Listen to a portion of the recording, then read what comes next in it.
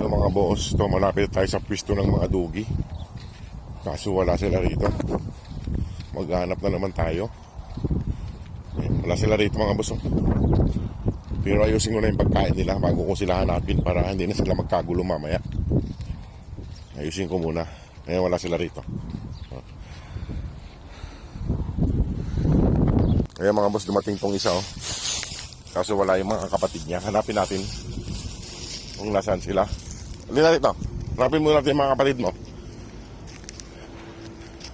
Mag-isa lang niyang bumalik.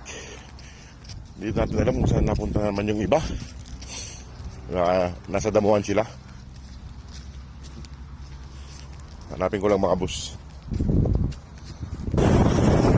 Mga boss, nandun yung mga aso sa kapalit kalsada.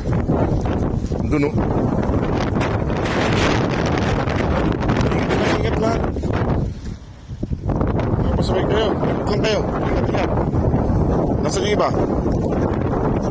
Paiwan naman yung iba. Nasa talit kalsada sila mga boss. Ayun yung isa. Yung isa. Tinitingnan nila kung may dumadaan na sasakyan Kasama nila sa mama nila Ayun Ayun. Isang mga matog, may pilay ka. May mga sasakyan. Ayun sila. Dito sila. Kasama nila mama nila dun sa tawid kalsada. Ayun. Kasama nila ang mama nila. Paiwan yung dalawa. Halina. Kakain na kayo. Para maaga kayo kung makakain. Ay mga boss. Sabi ko na nga ba, nasa kakawit kalsada sila Kaso nagpapaiwan yung dalawa. Ayan.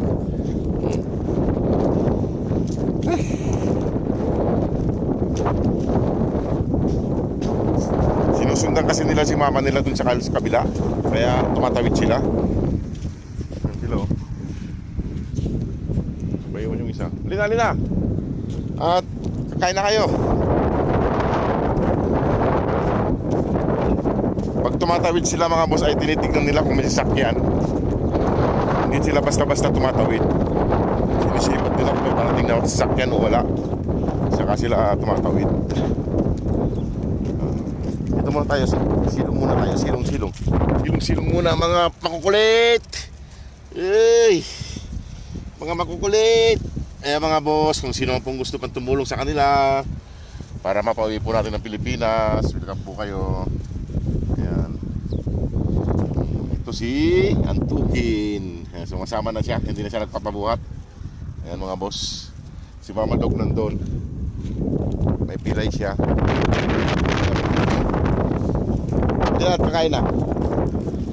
Kain na kayo. Tiplok kayo tayo ko mo Ayan sila mga boss. Ayan sila.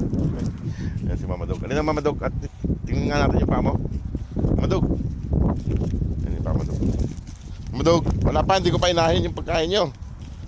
Ayusin ko pa yung pagkain nila mga boss. Naka-ready naman na, ilalagay na lang.